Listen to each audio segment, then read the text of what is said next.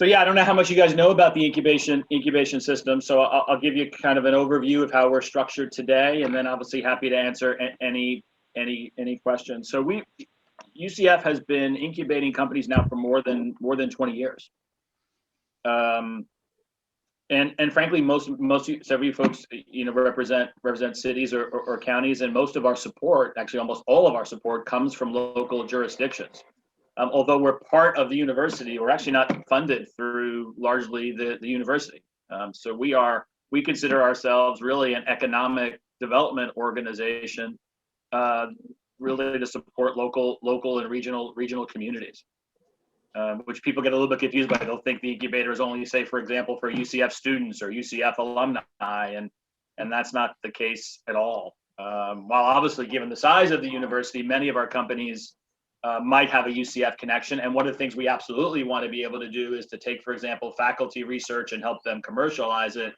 Anyone inside of the community, as long as they're located in our various footprints, can reach out to get the support of the incubator system. So that's one misconception I think we get an awful lot. And these are not student-led companies. These are growing companies that are trying to expand in our community.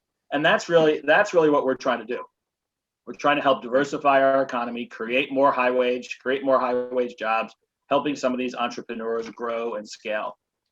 Today we have 7 incubators across 4 counties: Seminole, Orange, Osceola, and Volusia. The incubator we have in Seminole County is in Winter Springs, where Raphael spends a lot of his time. We have an incubator in Volusia in Daytona. We have an incubator in Osceola County in Kissimmee, and then several in Orange County, one downtown, one in Lake Nona, one on East Colonial Drive, and then one out by our main campus in Research Park. And about 2 years ago, was about when I came on board. I'm actually the director of strategy and partnerships for the incubation system broadly, but I really focus a little bit more on our innovation district incubators. So what we did 2 years ago was kind of divide our incubator system into two different programs that absolutely work synergistically together, particularly the center and incubator in Winter Springs. But so the center in Winter Springs, Osceola, Volusia, and the one in East Colonial are in what we call our regional growth centers. And those will support a wide range of companies across multiple technologies and services. The key there is can we help them, and can they scale? But we'll have folks in Rob, give an example of a couple of companies that are in Winter Springs just to show the diversity of the mix. Yeah, so we have a medical device company that is developing a tumor treating field device to fight tumors in your torso area. We also have a service company that service and technology companies called Sportscast. They just graduated. They also got acquired by a company out of the UK. So we have a mixed facility. We also have an IT company, and that IT company has grown tremendously. So a little bit of everything, but the idea is, can they scale, and will that scale have a positive impact in our local region? Yeah. The Innovation District incubators operate a little bit differently. They are housed close to where the university has a physical presence. So Research Park, downtown, and Lake Nona. And those focus on very specific vertical clusters that more match the expertise of the university in that area. So you'd imagine Lake Nona has a wet lab and is focused on life sciences and biosciences types of companies. In downtown, we focus on digital media, hospitality tech, some fintech and ed tech. Research Park, a lot of our work there is focused on defense-related work, modeling and simulation, photonics.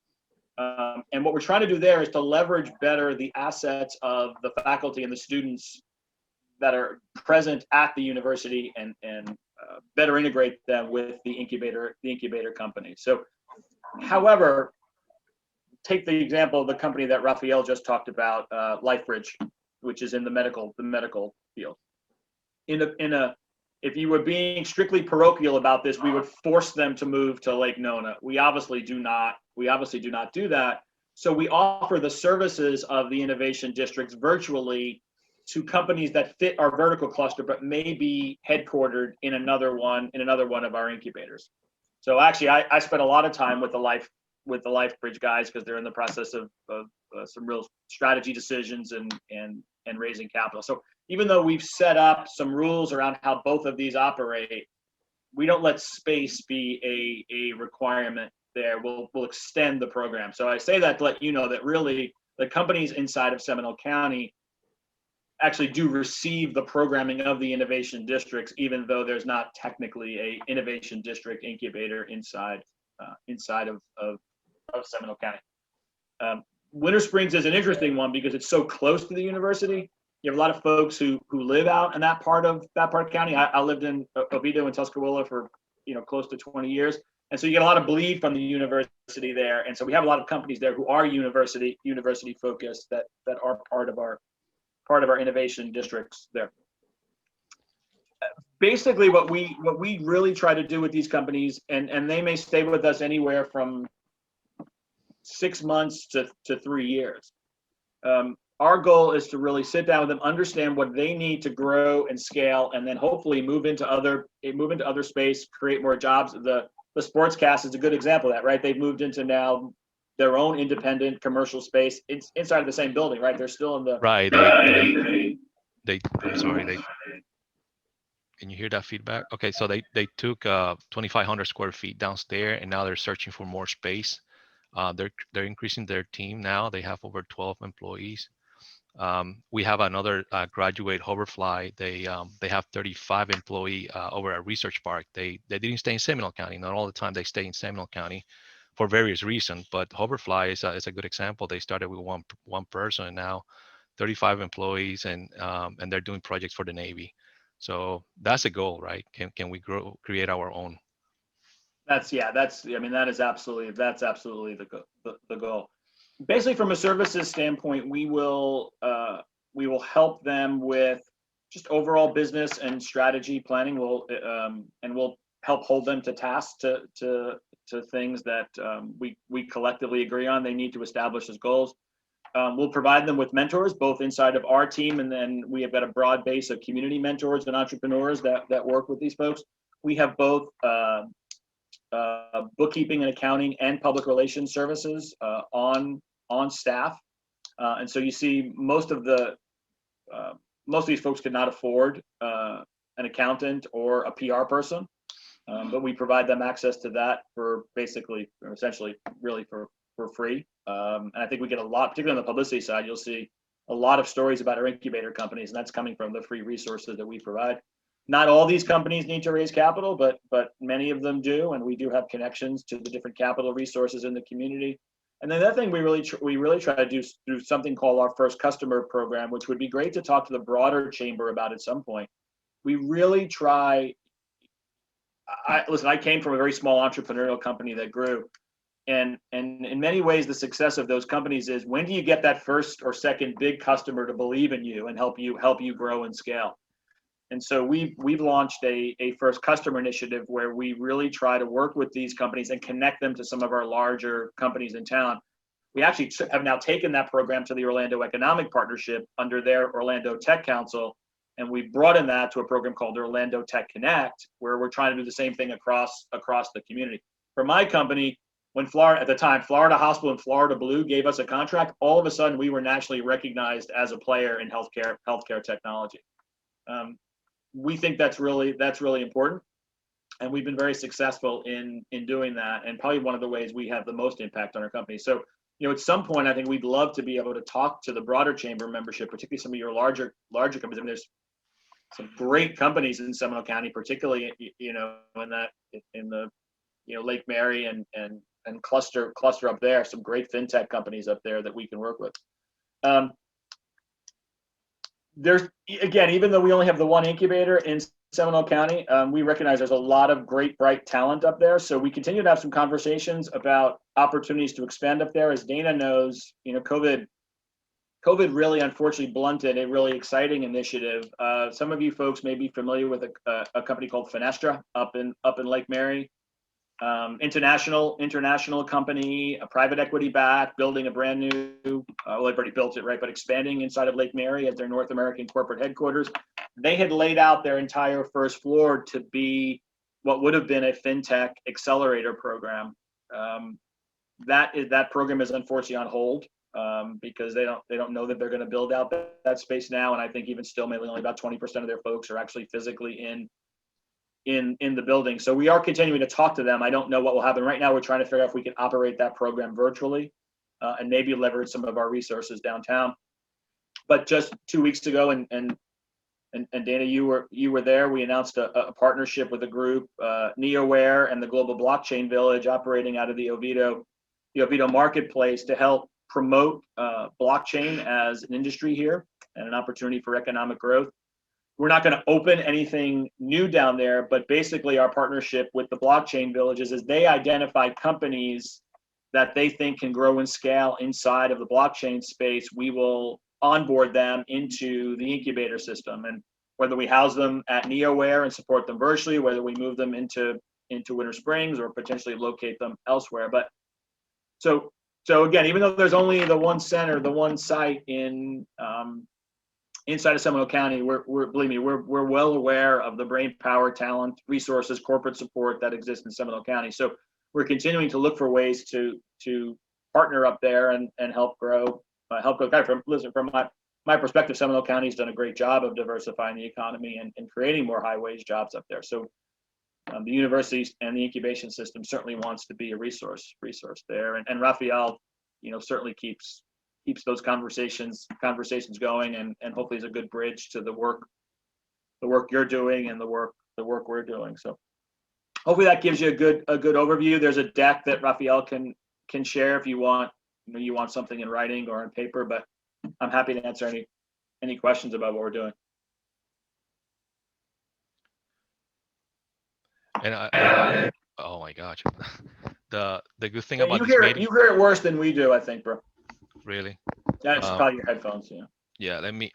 So we have representative from pretty much a lot of the cities within Seminole County. So and they all have sometimes questions about how, what are some of the requirements to come in and how are we structured. So I'm glad that you're here. And please, Dean, I know that you're new in the group, and Tom, this is the time to ask some questions. We have Rob in front of us, and even though you don't have an incubator, there's always way to partner and help each other, because at the end of the day, we want to create a positive environment for our small businesses. I have a couple of questions. Can you all hear me okay? Okay, good. I've inherited Bob Turk's IT system, and I think it's like Scotch tape and aluminum foil and so forth to get it together. So I think it's finally working. So you mentioned that the UCF incubator system has each one of your locations or facilities tends to have kind of a focus area, so to speak, or sector concentration. Is there anything that is the system overall right-sized? Like you said, you recognize there's talent and potential for growth in Seminole. Is there something that you see as a glaring hole that you wish we would be serving a particular sector that's strong in the region? Well, I think the fintech one is why that partnership with Fenestra was a little disappointing. We didn't get off the ground, right? Because there if you think about a cluster, there's a lot of cluster of fintech jobs up particularly in that part of the county, and I think there will continue to be. So that's one I think we'd still like to at some point figure out how we can support. Now, again, most of those are larger companies, but when you tend to cluster larger companies together, there are likely some folks in there who are thinking about how they spin out some ideas into companies of their own, and obviously we want to be there for them. Now, we are there for them. It just might mean they've got to travel a little bit to get to one of our sites. But I would say fintech would be one, and the other glaring the other glaring challenges Raphael hinted at a little bit. Sometimes these folks are in Winter Springs and they're growing, and where are they going to go, right? Where's their office space there?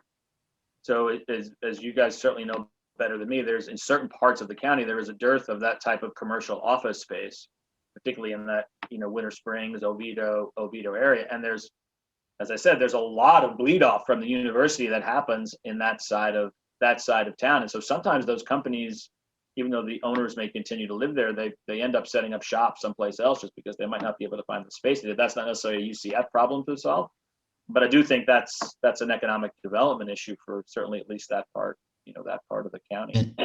And that spirit, Rob, is there something that, since you have a lot of local economic developers on this call, is there something you wish we knew about how to attract graduating companies out of the UCF system? Is there something we ought to be, is there a shiny carrot we should be hanging out there for them some way?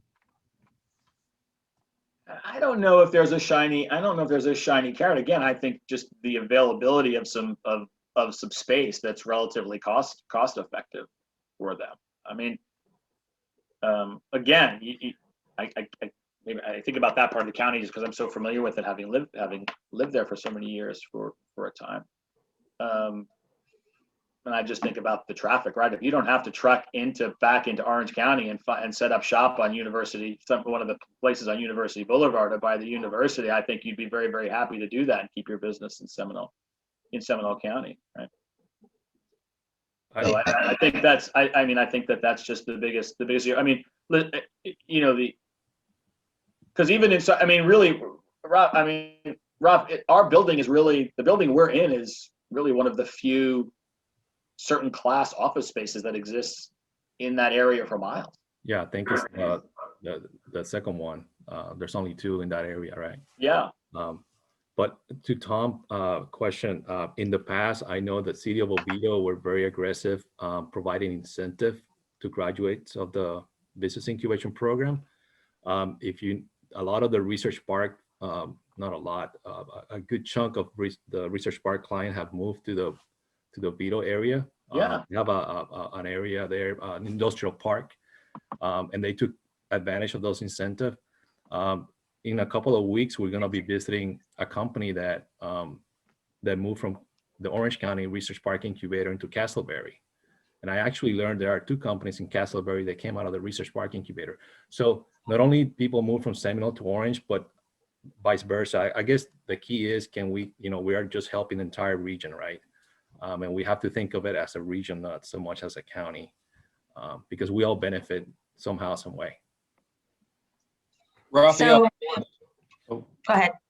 I was just going to ask Raphael if you knew in detail some of those incentive programs that Oviedo had been able to create to attract your graduates, because certainly that is something Castleberry is looking to do. I'm very grateful to be on this call and making these connections, because certainly we want to increase our partnerships with the university, potentially identify pipeline opportunities to get those graduates in our city. So if you can share anything that you might know that Oviedo is doing that's working well for them. So I will look into it. It was under a different administration, and they had it right there on their website. And the reason I learned about it is because I was having this conversation with the city of Winter Springs, and something as simple. Why are we not showing on your website? We're on your city, right? Mm-hmm. Something as simple as that.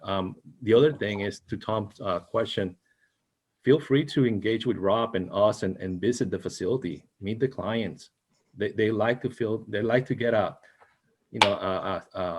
tap in the back, right? And if they see that the city are encouraging them, they're going to attract, you're going to attract them right there, because they feel like you care about them and you want them to succeed. So feel free to visit at any time. I think that will be something simple that you can do. I would love to come out next week. Yeah, likewise. We'll schedule something. No, so we can plan through these meetings. We can plan tours, and we can get with the other side managers and select a day that we can all come in and talk and meet with some of these companies. Yeah. Yeah, it's important to recognize obviously we're grateful. The city of Winter Springs does support that incubator, but certainly so does the county. So it's not as if it's a Winter Springs only resource. I mean, none of our centers operate that way, but I do think if there's one thing we certainly want to communicate here is that site in Winter Springs is there to support the businesses across the entire county. Right. So I'll go ahead and reach out to each of the cities and see if I can get their incentives and get something together, and then also their available space. So if the cities that are on here, if you guys have some space that you know is available that you want to put on this list, please get that together. And I think creating that list and maybe having that for the businesses at the incubator, if they're looking at a location, and not just the businesses that are currently there, but they're in contact with businesses that aren't located there, the businesses that need some kind of assistance, because I know they have different programs that you don't have to be located at the incubator in order for them to assist you. Yeah. So they're in touch with a lot. Yeah, Dana, I think that list would actually be really important. I think that actually be more than important than the incentives. I mean, look, incentives obviously help, particularly when you're a smaller company, but I just think even the awareness of where there may be space. I'll give you an example. There's a company, it's actually in our downtown innovation district. It's a company called ViewStub. And for a period of time they operate, and they still may have some folks in the Oviedo Mall in the NeoWare space. And I think the CEO lives in Seminole County. I think he lives in Longwood or in Lake Mary. And I think, he's been wrestling back and forth with whether he builds something or looks for space downtown, or he stays out closer to home. And when we're graduating these companies, part of the conversation, they do often come to us and say, okay, here's the kind of space I need. Can you help? So the more visibility we have to what's available for these folks, and if there's incentives, obviously all the better. But sometimes we don't know. So the more visibility we have, I think that's great. It's obviously easy. In the case of Sportscast, we're in the same building, so Raphael knew that there was space there. But more broadly than that, I don't think that we know. It's very similar. So in Lake Nona, we work very closely with Tavistock, and they make us very well aware of where there's office space and lab space as these companies grow. Certainly the same thing happens in Research Park, right? Because they'll leave our incubator and then often take space in the Research Park. So if we had more visibility to that, I think that'd be helpful as companies graduate. Yeah. One thing that I want to touch on that we haven't spoke about is the soft landing program, and that's a pretty neat program where we are trying to attract companies from outside the region or outside the country to come in and explore the market here locally. So we have a company in the incubator that is from England, and the idea is for them to explore the area, get strong enough for them to go ahead and find their own home. So that's something that is very good for you guys, because we are attracting these companies through a larger organization that is international, and we're certified under that organization to provide soft landing program. So that's something that we don't talk about as much, but is very valuable for the community. Yeah, it's actually a good point. And we're seeing a lot of certainly in Orange County, we're seeing a lot of growth there. A lot of it, frankly, is related to our defense cluster. So you've got some companies that are trying to access the military, and so they want to be closer to the military that's based in Research Park.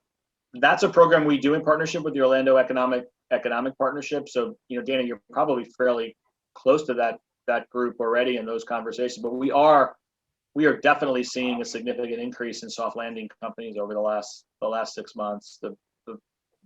They tend to fall in two areas. One, they tend to be defense clusters that go to Research Park, or they tend to be folks with more coming from Latin America, and they'll focus more in Kissimmee inside of Osceola County. So I'm sure you're right, Raphael, there's probably some opportunity that's being maybe potentially missed here.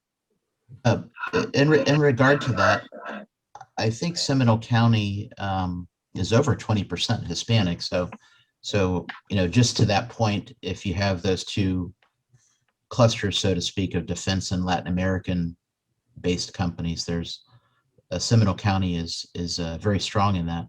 But I did want to go back to Dana's comment about what kind of information can we give people that are currently in the incubator to let them know that we could be a place for them to graduate to? And I know we have, I don't know if Tom Kruger's still on the call, but we have Tom. So we have Longwood, we have Castleberry, we have Sanford, and we have all of Seminole County with Dana. I can tell you that every one of the cities on here has room for a graduate of an incubator. I mean, it depends on how big they intend to grow, but all of us have something in the ballpark of 20,000 square feet down to 10,000 square feet. Some of us might have something 50,000 square feet or more. So, I mean, the real estate deal is, I'm pretty sure every one of us has a place where they could go to. It's just a matter of how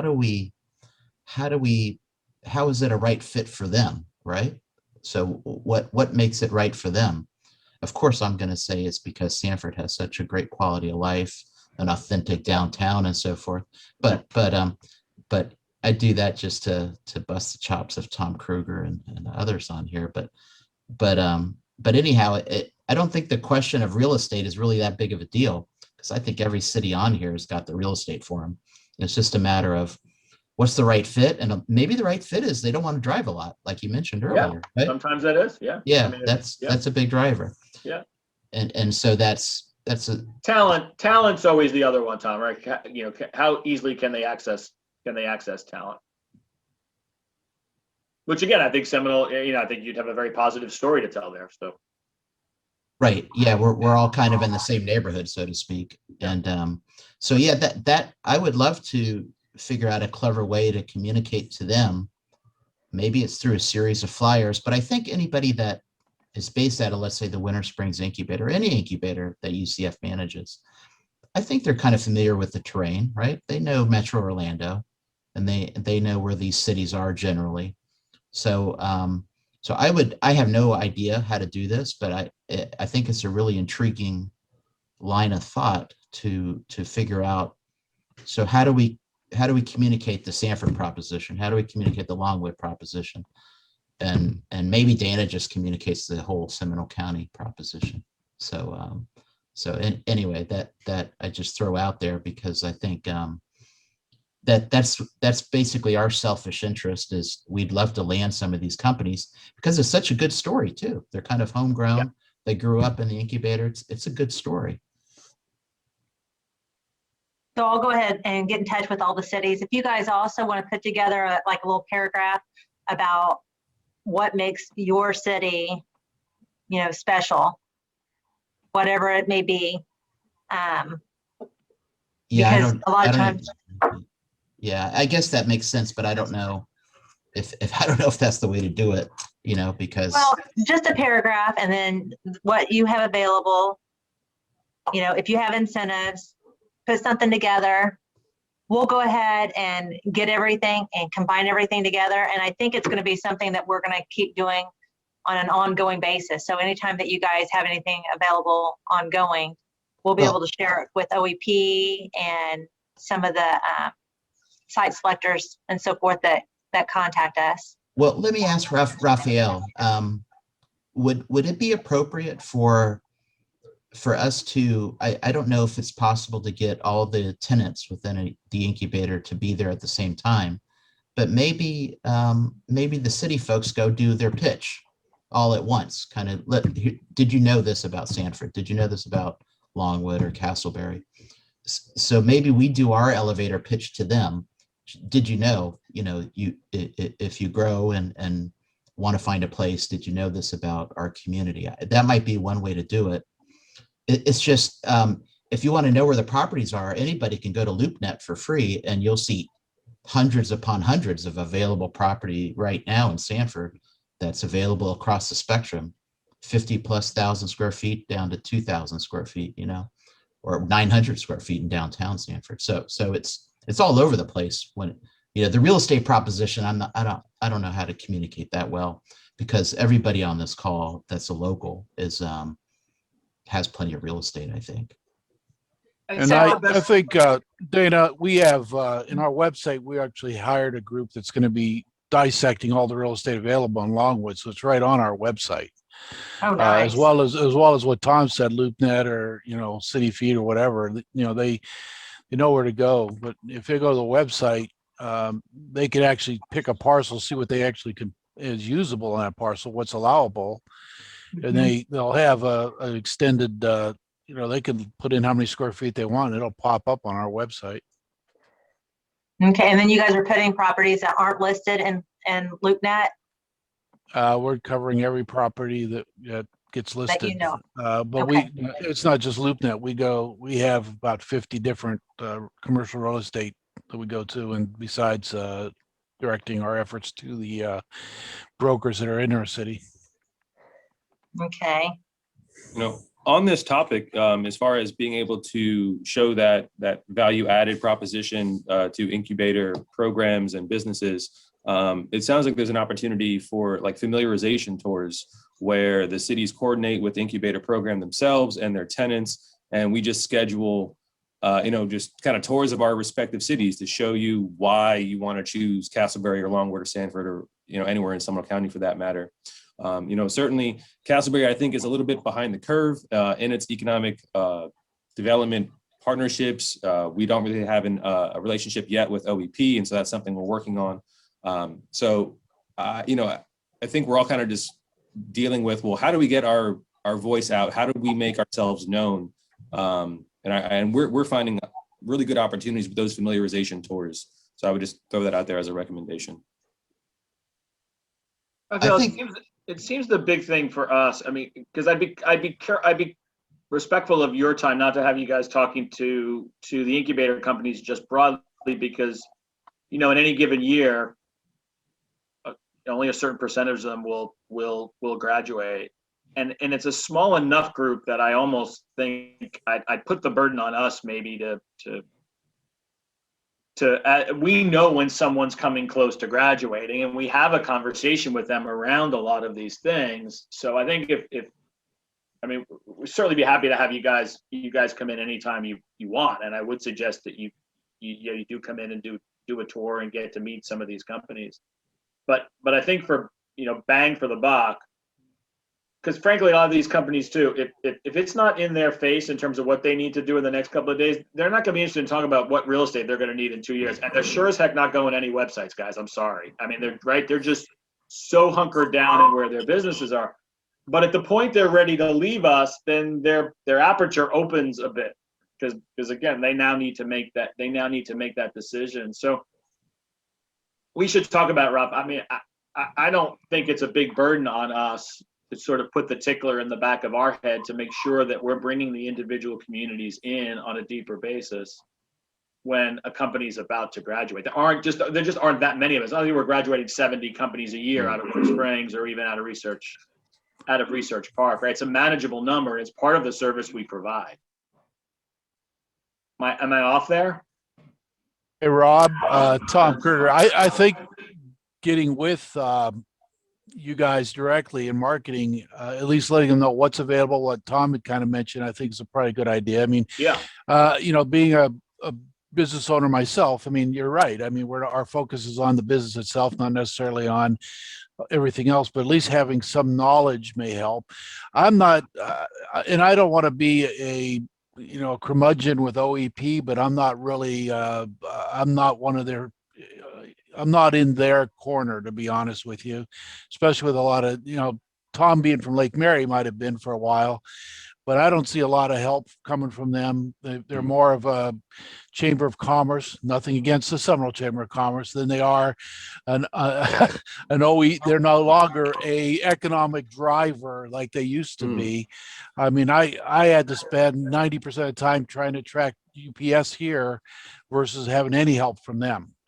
So I think, especially someone coming out of an incubator, I don't think OEP is going to be as interested as they are going to be interested in, the big ticket company coming in to Florida.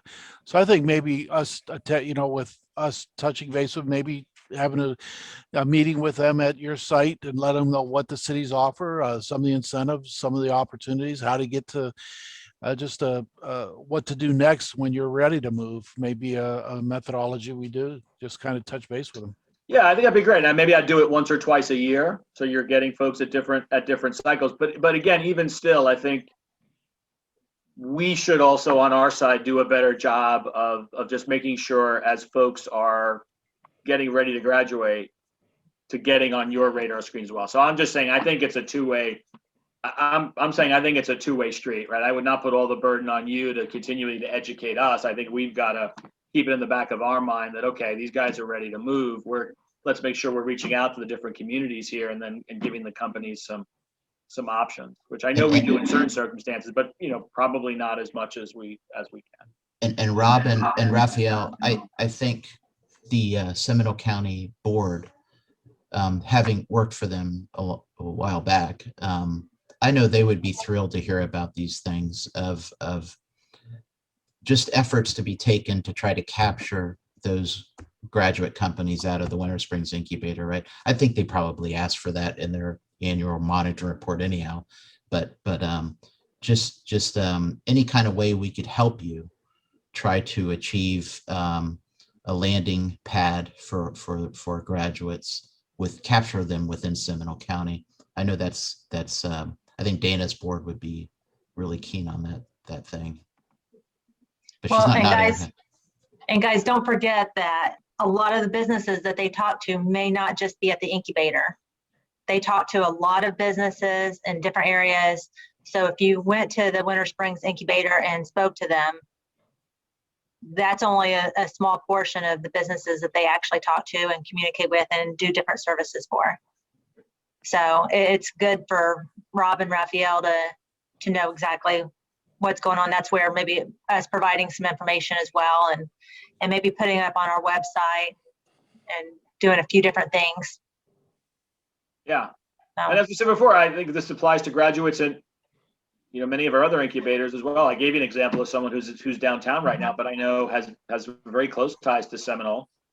And in Research Park, for sure, a good chunk of those folks are already living in Seminole County, and if they can grow and expand their businesses over there, there'll be an attraction to do that, and the talent cluster is there. So I think, yeah, we could do a better job on our side too, just making sure we're keeping what you guys are doing in your individual communities a little more top of mind.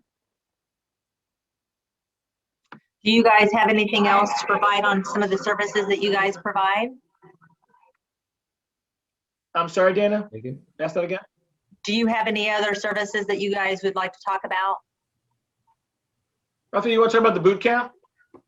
Right. So, and this is pretty neat in a way, because we were very famous among the incubation industry for our EIE course, which basically excellent in entrepreneurship course that we used to offer to clients before they became members of the incubation program. So we now have a different version. We call it the boot camp, and basically it is a way for people that are in the ideation stage. They have a concept, but they haven't validated. It is an opportunity for them to validate that idea or that business model. And the goal is that at the end of that boot camp, they have a solid business model where now they can go ahead and write a business plan, right? So that's something that we are offering to anyone that is interested. They have an idea.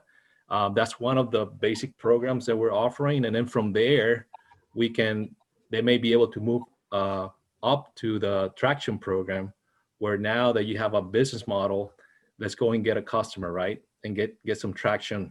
And then once you get traction and you get customer, maybe you can graduate to the growth program, where now we can incubate you, right? So it's a way for us to recruit and filter some of the applicants, and at the same time provide that service as a service to a wider audience. Raphael, that sounds awfully intriguing. Actually, I'd like to learn a whole lot more about that. So it's kind of an A-B step. A is the boot camp. B is a traction. Right, traction. Yeah. And that's literally kind of a curriculum or something that's offered to them online, or? It is. So we just finished the pilot program, the pilot boot camp last week, and it went very well. A lot of good testimonials, and yes, the idea is for them to go for those that qualified to go to the B stage and then the C stage, right? But all this was triggered a lot. But, well, not only that, but one thing that we haven't talked about too, that and we signed up for this before COVID-19, is now we have a platform where we can help a lot of these companies online virtually. We call it Growth Wheel, and we are actually doing a pilot with the city of St. Cloud and Kissimmee at the moment, where myself and another colleague of mine, we're helping a total of 6 companies. And these companies had to go through the city, apply for the opportunity. And then, so the city's tracking the progress, we're tracking the progress, but we're doing all this virtually through that platform, Growth Wheel. So not only we have the bootcamp and the ABC, but in between we have this virtual platform that is accessible for the people that sign up for the bootcamp and the traction. Yeah. Do you believe? Go ahead. Oh, I was just going to ask, with the ABC program, do you believe that, I know COVID has pushed a lot of stuff online. Obviously, we're in the Hollywood Squares format right now, Mm-hmm. but do you believe they need? I mean, is this going to come back to actually housing this program, boot camp, and then traction, and then maybe incubator? Is that going to be done in a physical space at some point? I think you know where I'm going with it. I mean, Yeah. So does that need a home? So traction is offline. They don't have an office space per se, unless there's a space. Oh, they operate both. So the Yeah. traction, the way to think most about the traction program, to use a sports analogy, think about being a promising player in AA or AAA baseball. So these are the companies that we believe have the opportunity to become growth incubator clients, but aren't quite there yet. And so we want to shepherd them for 6 months or a year. There's a limited time program on that. They're essentially getting most of the same services that our incubator companies get. It's just with some very specific goals and criterias. And then you get to the end of it, and you either get called up to the big leagues, or we say, look, we can't help you anymore. And so that program, some clients are virtual and some are actually in physical space. So that one's a little bit of more of a hybrid, and I think will continue to be. Raphael, do they contact you, or is there a link that you can share with us? I have someone I can refer to that program. So it is always good to send them to the website. We have an application online. Okay. And if that doesn't work, or they still want to talk to a human being, then they can set up a meeting. And based on our conversation, I can be an air traffic controller to them and tell them what will be best for them, right? Because sometimes we're not the best fit, right? We cannot help everyone. So we partner with SBDC, with other local organizations, and the idea is to, fast track them to what they need. So maybe Seminole State can help them. They can be more effective at this point, right? Or at this stage. Right. So it is always good to interact with us, because we can tell them or help them make those decisions. And there is a cost associated with some of the things that you guys do, but it's not a huge cost. It's a minimal cost, right? Yeah, I mean, we believe that the company should have some skin in the game. So, but we're talking about a couple of, several $100s a month, not high fees. But we do believe it's important that these entrepreneurs are investing in themselves as well. So, and obviously, if they're taking space, there is a cost associated with that space. So, again, how we fund the program is a combination of those fees we generate from the companies, and then the support we get from, as I said, largely local jurisdictions, cities and counties. And just to let you guys know, we're still waiting to find out what funding we're going to get for the county. I went to Tricia and some of the programs that they offer, along with Seminole State College and Career Source Central Florida. There's different things that we're looking at being able to provide to the businesses. Tricia is on board with it, and she agrees. She loves a lot of the programs and stuff that UCF Incubator has, along with the other ones. And we're just waiting. We're waiting for the funding to see how we have to utilize it, because there is certain things put in place to where we have to utilize the funds a certain way. And then once we dissect that, it would go from Tricia up to Nicole to the commissioners. And so, but we're hoping to be able to help some of the businesses and offset some of that cost. And I would be remiss if I didn't say this. I mean, we're not asking for any funding, but I will tell you, you would be surprised how much we do with not a lot. Right. So, and I don't say that uniquely to Seminole County. That's just across the incubator system in general. I'm pretty proud of the bang for the buck, I think, that our supporters get from us. It's a pretty lean organization. Specifically, if you compare it to, say, what's going on in Atlanta with some of the work that's happening up there, in the ATDC and some of the economic development efforts up there. I could rant a bit. Frankly, I wish the community would support this type of economic development a little more broadly. And that's not directed at any specific government, because I think the private sector could play a much bigger role here as well. But I think it's an important part of economic development, particularly right now, and given the growth and the talent we have in this community. So I don't want you to leave this call to also think that we're flush with cash. If Seminole County or the city of Winter Springs makes a change where they reduce their funding, it's a problem. It's a problem for us. As Dana knows, right? We've had the conversation the last couple of years. So right. So, well, thank you, Rob. It was a pleasure having you on the call. Can we end on a more cheerful note than that? I didn't mean to bring us. I wasn't even going to mention funding, but. Well, I just wanted to mention. We tend not to have our hand out when we don't, when we don't need it. So. No, this would be, something the county is looking at doing, just because, we get funding and we need to figure out what the businesses need. And This is something the businesses definitely need. So that's why we're looking at contributing to that to help our businesses. So, but very good information. Thank you so much, Raphael.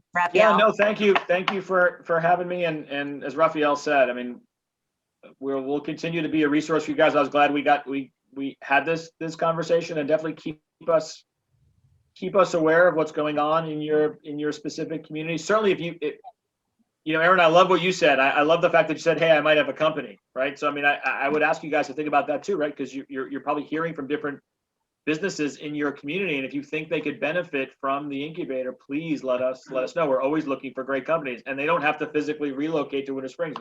Right. Got it. If it's a couple of folks working in an office in Sanford or Longwood or Castleberry, we'll be happy to help them. We'll be happy to help them virtually and help them scale and grow. So that's one additional ask we'd make of you guys, and I promise I think I'll go back and talk to Carol Ann Dykes-Logue, who's my partner on the operational side here, and just we'll think about how we make sure we're doing a good job as companies are getting closer to incubating, that we're casting a broad net to folks as to where there may be some space for them across the county. So in regard to referrals to you all, I think I understand what the Winter Springs Incubator is about, but the boot camp program, is that, we also have Seminole State's SBDC and with SCORE, and so, I mean, is there a certain sweet spot you're looking for on the boot camp companies, or I don't know, because it seems like there's a little bit of, there's people in that field already, The boot camp companies are less mature than the companies you would be talking, I think, to SBDC or SCORE. These are much more idea stage. I mean, maybe they go to the SBDC or SCORE for an initial conversation, but those organizations are really equipped to help companies that are a little more mature in their development or thinking. These are really folks, hey, I've got an idea, I need to really flesh out whether it could become a business. Okay. All right. Good. Was that accurate? Yeah, perfect. And to Rob's point earlier, you don't need to. We incubate different companies in different stages, right? So you may be generating $1 million out of Sanford, but you hit a plateau. We can still help that company. Yep. So, and you don't need to move into the facility to benefit from the program. So, we can treat it as an offsite, and we can help them. So. Great. Well, thank you. Thank you, Rob. See you guys. See ya.